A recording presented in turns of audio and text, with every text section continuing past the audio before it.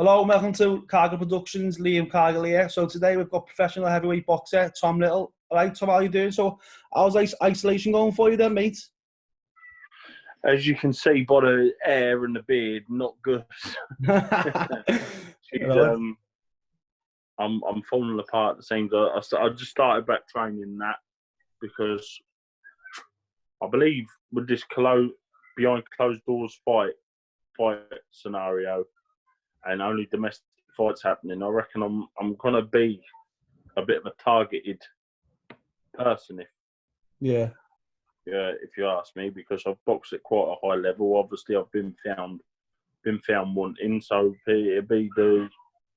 everyone would be willing to really have a bit of a dust up with me, which is, listen, that's always fine by me. Yeah. I'm just going to make sure I'm not going to be too eager because I want to fight. Just going to make sure that the fight I believe that I pick is the right one for me, and make sure I'm in good enough shape to do so, because as you can see, I've ballooned up a bit. Most definitely, lad. So just talk to me a little bit about growing up and then getting into boxing itself, into your amateur career, professional level. Do you know what it was? My dad didn't ever want me to box, didn't want me to do it, but obviously the background I come from, all my cousins were going off of the ground where I've lived since birth, and I arped his eyes out, and I just ended up going anyway with my cousins jumping in the motor going, and my dad ended up taking me, and I was all right, but I weren't a very good junior. weren't a very good junior at all. I was one of them kids that late blossomers. Like I didn't mature properly. Like I know it sounds the same. My voice didn't break until I was like 16 years old. Yeah. Like I was a proper kid. Yeah. And I used to have to give age away when my birthday failed. So yeah, I suffered a bit like that in the earlier part of my amateur career. But then when I reached senior, and I always had natural ability and fast hands. But bearing in mind, last time I boxed amateur, I was 70 kilo. Yeah. So yeah, I've done well as a senior, as an amateur. Numerous finals. Won a couple of senior tournaments as well. So yeah, but I didn't have no aspirations of turning pro. And I used to think when you're a kid and you hear these other young kids, I was always like a realist. Like, yeah, I'm not going to be professional. This is it. I'm doing this here because all my cousins are doing it. And then you'd hear all the other little kids in there, what I'm going to do when I turn pro and when I'm doing this. I'm going to do that. And then like I was the only one who never ever said anything. And now of all the lads that I used to mix with, I'm the only one really you see doing anything. Yeah, definitely, yeah. It's always the way I would say it out like that, isn't it? Yeah, like I was, because I used to look at it and I think, you're not worth 10 pence. What are you on about? So moving on to your career, now obviously you've had big fights in the past and that, haven't you? So what would you say like to being like what stood out the most for you? What's been stood the most in your career so far? Do you know what? I've done things that are a bit of the wrong way round, really. If I look at it, I've took fight. I've not really been looked at, or I've took opportunities. But in saying that, I'm only where I am because of myself. Yeah, most definitely. Like I've put my family first, and the main thing, isn't it? Financial stability first. I could have still been undefeated. No problem. But I would never have fought nobody.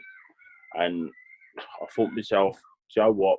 I went down to Wales on the away card, and in my view, I got the wrong end of a bad decision. Yeah. I was the away fighter. Listen, we all know boxing. We know if you're in the away corner, you're up against it anyway. And yeah, I got the wrong end of a decision. And from that day, I thought myself, you know what? I've took a risk there for pittance of money. I'll tell you exactly the money it was, 1,200 quid. Yeah. And I thought myself, what are you doing, Tom? What are you doing? You've just risked everything for 1,200, but I didn't risk it for 1,200 quid. I couldn't get no fights, and I thought, is that something which you regret going, or? Yeah, I do regret it. I do really regret it, because in hindsight, I wish I would have took the same fight, but the other way around, me in the home corner. Yeah, exactly. And I wish I would have got not a pound and paid them to come to me and just paid the money out of my own pocket. Yeah, most definitely. Do you know what I mean? But to be fair, I weren't in that sort of situation to be paying like that. And I looked at it and I just thought to myself, Joe, what? How can I change this around? So what I done is I went on a couple of, like, I went and got myself a couple of wins, and then I challenged for the Southern Area title. But I went from fighting 4 rounds to 10 rounds, and that 6 rounds I was lost, but I was well in the fight. Yeah. And I remember seeing the ring card girl come around for the 8th round, and I thought, I've got two good rounds in me, easy. Yeah. Do you know what I mean? Yeah. And I went and I run away with the 2 rounds, and I come out, and this is a bad thing, but it weren't my fault, because I've never done it before. Do you know what I mean? Yeah. It weren't my fault, but I come out and I thought if I'd have pushed from the 7th and just went through it. And Ben Davison was saying to me, "It's gonna come." He said, "I know what you've done in the gym. I know you're not really tired." He said, "This is just seeds are dealt. Just keep doing what you're doing. You're boxing beautiful." And look, in my honest opinion, I believe I won it by a round. Yeah. But in my honest opinion as well, I do believe you need to go and take it away from the champion. And I don't think 1 round's enough to warrant a decision. I don't. I say, most of the time the decision comes if you do knock them out, doesn't it? Yeah. Obviously going to the away card, obviously. Yeah, like I was the away fighter, I was challenging for a title, so I knew I was up against it. But it was, I fought a friend of mine in that fight, and like, listen, if I had to suffer it else to anybody, I couldn't fought a nicer fella to suffer it too. Do you know what I mean? Like, yeah. I weren't naked against him; he was just in the same boat as me. And that was it. I went again. That fellow got beat by someone called Josh Sandlin. And then I went out and avenged a defeat that I suffered to Tom Dallas. Yeah. And I absolutely steamrolled him. Steamrolled him over. Literally, I think it was like 50-odd seconds. Absolutely poleaxed him.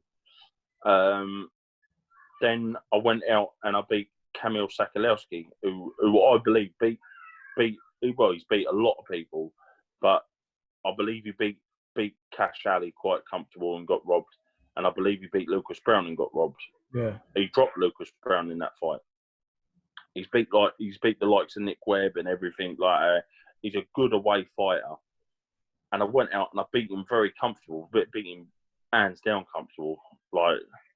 And then I said, "Get me Josh Sandlin." They went, "Well, listen, the people that were at older me at the time, they said, look, it's only a small show. The money he's going to want being where he's at, what you're not going to be." I said, "Listen," I said, "I don't want nothing."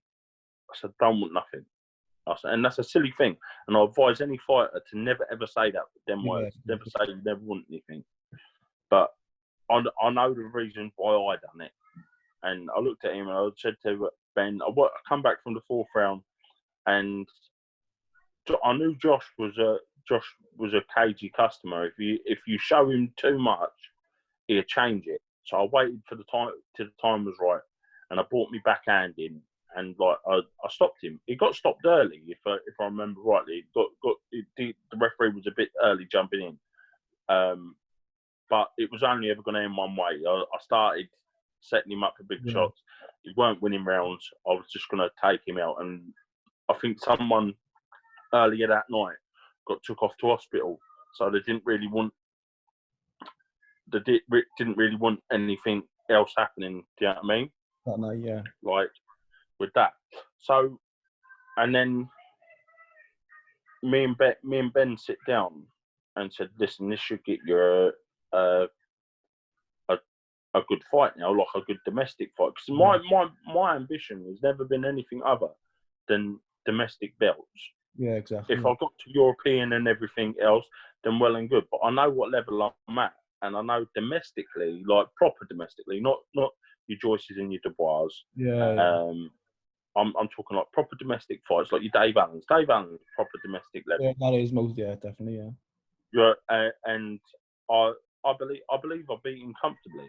Would you fight Dave Allan? Would you fight Dave Allan? In a heartbeat. If Yeah. they told me now, jump in your car and drive to Doncaster, I'll say, right, give me a couple of hours, I'll be there.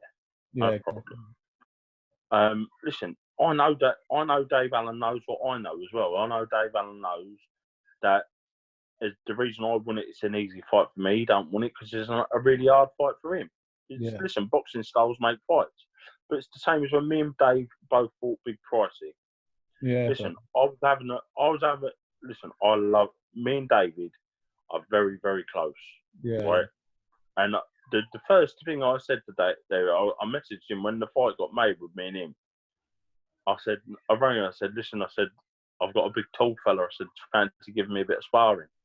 Like he said, yeah, we're fighting, aren't we? I said, listen, look, as long as both of me and you get home safe to our babies, train hard. I ain't gonna speak to you now until the day we weigh in. I said, but listen, God bless, stay safe, good luck. Do you know what I mean? Yeah, and that's it. And that's it. Like I don't hold hate in my heart for nobody, not anybody. And it's just business to me. That's all it is. And it went. But the thing is, with me and David, I was doing to David what like the blueprint's been shown to beat him. I did get clipped, and look, I wouldn't sit here and try and insult you by saying I weren't hurt. I was hurt. You get hit by David Price. Oh yeah, you get hurt. Yeah. Right, that's it. Right, that's it. But I weren't like I was recovered. I had my faculties about me. The fight got stopped short way too early. But it is what it is. Yeah. But the only thing I was saying is I was landing leather on David. I was making him work. I was pressing the issue on him. Dave Allan Dave Allan lasted a lot longer, but he quit on his stall. Yeah. And two, and we try and got that in my body. I haven't got the words I'm done in my body. And the second thing is he just didn't do anything. He just he made David Price look $1 million, and which I was happy for because I thought he needed a fight like that. I thought he deserved a fight like that because he had the controversy with me getting stopped early. Then he had the thing with that Cash Alley biting him. Yeah. I thought he's having his bit of glory every time taken away from him. Even when he's winning fights, he ain't getting the full credit for it. Yeah. And when me and David sit down, like everyone was booing and whatever because it got stopped, I said, look, don't boo him. He ain't done nothing wrong. Like he'd still be in there throwing as well as I would. Ain't his problem. Do you know what I mean? They said, do you want a rematch with him? And I said, the right thing that anyone should say when it's concerning a friend. I said, listen, why do we want a rematch? Why is he? I said, I'd love a rematch with him. I'd love, but that's from my side of view. But as a friend, as a good friend, I said, go and make your money. Now you go and make your money. You've only got so long left, Dave. Yeah, because he went on to fight Chisora, didn't he? Yeah, and he went on and fought Chisora and that. Which, listen, I wish nothing but health and wealth for him. You know what I mean? Yeah, and I believe what you reap what you sow. You be a good person and you be honest. I believe goodness and honesty comes back at you. Well, I like to think so anyway. But yeah, so basically that's where it's been. That's where it's been left. Obviously, I've took a couple of fights, a couple of punts. Always knew that I was up against it. And then after Majidov, I sit down and I've looked at it and I've thought to myself, do you know what? What am I doing? Like, what are you doing? You're being a stepping stone. Was that the fight in Saudi Arabia on the Ruiz? Yeah, I was like, what are you doing? You're being a stepping stone. Even though I come out and I thought I was boxing brilliant, I was catching him, pinging him, but he could bloody punch. I remember feeling in the first round, and that sort of put me into a bit of an erratic shell. like I was working like double hard to try and like feints, like doing a lot of unnecessary stuff. But yeah, I thought to myself, look, Tom, you've got. If I can't be honest with me, then I can't be honest with the people that support me. Exactly. Yeah. And then I think that makes you nothing other than a fraud. And I thought to myself, I've got to be honest with myself. I'm not at that level. There's a reason. I wasn't an Olympian and they were. Yeah, no, yeah. Do you know what I mean? And I'm not saying I can't grow to that sort of level, and I've not felt out of place. Never felt out of place with Pricey. Never felt out of place with Dubois. Never felt out of place with Majidov. Never felt out of place in what's happening. I felt I was winning some rounds. Not it didn't go long enough with Majidov. I just got caught in a very bad place, and that was it. That was all she wrote. That's heavyweight boxing. But when I thought to myself, I know nobody domestically could do this to me. I know, and I know nothing other than what's happened to me would happen to anybody domestically if they fought the oppositions. I thought. Yeah. I thought so. Like, I don't want. I sit down and on the way home, like I didn't like sit and fester on it. On the way home, I made the choice. Like, before I get out of boxing, I've got to achieve something. Yeah. I've got to achieve it, and I believe I'm full and capable of English, British, and Commonwealth honours. I genuinely believe that. If I go anywhere else other than that, then all well and good. But all I want to do is I want to secure something so my name goes down, because I think I'm deserving of that. I'm not like, oh, I'm owed this, but I think I'm deserving for the graft put in to a fair shot at a domestic title to seal a little bit of legacy. Yeah, do you know so what I mean? obviously at the minute there's unfortunate coincidences and stuff like that. Obviously with all this thing happening at the minute. What are you looking at next? What, like, have you sat down with anyone when you're looking out? Obviously no one knows when you're going boxing next. What are you looking at next year again, or the end? Yeah. There's a guy who works down here called Mo Pryor. He wants to help me. He wants me to get back with a couple of easy little knockovers and whatever, and then get back and then go for domestic titles. But I said to him yesterday, I said, look, and that was the plan, and I didn't want to stray away from that plan. But realistically, I'm 32 years old. Yeah. And like my boxing, right, I'd be considered young as an heavyweight, really, but the way I fight is off reactions and speed. So that don't make me a young heavyweight. Yeah. Because they're the first things age get is speed and reaction time. So I don't really want to be around too much longer.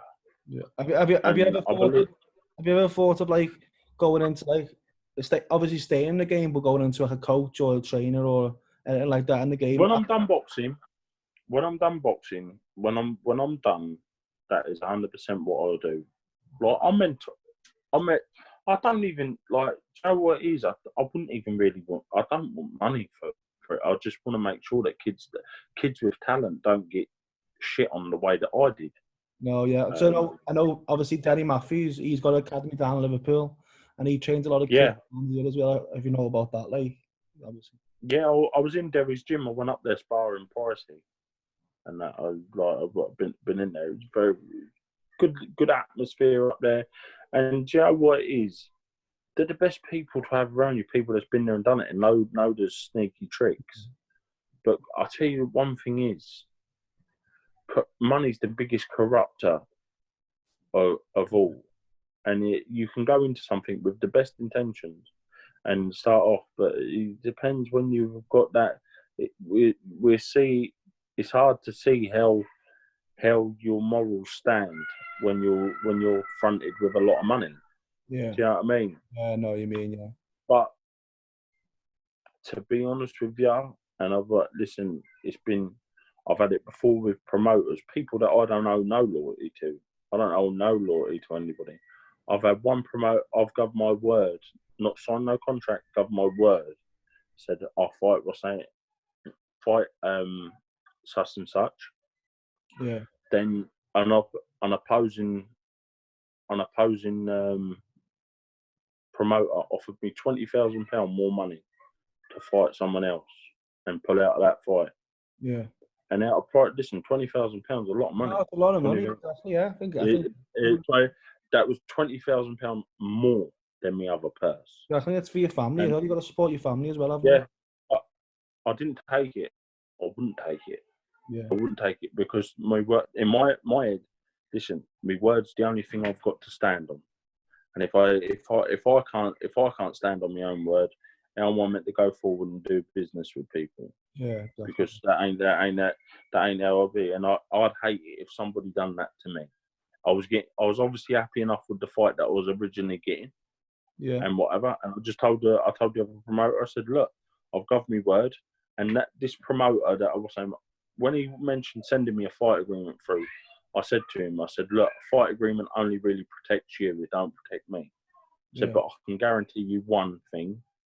If I give you my word, whether I'm injured, whether I'm not, whether what's saying, I will be there and I will be fighting. That's it. And if I give you my word and say that's it, deal done. That's it, deal done. And that's it. I stand very like I regard my principles very high. Like I don't. So that's what makes me want to, because I know I couldn't be bought. You know what I mean?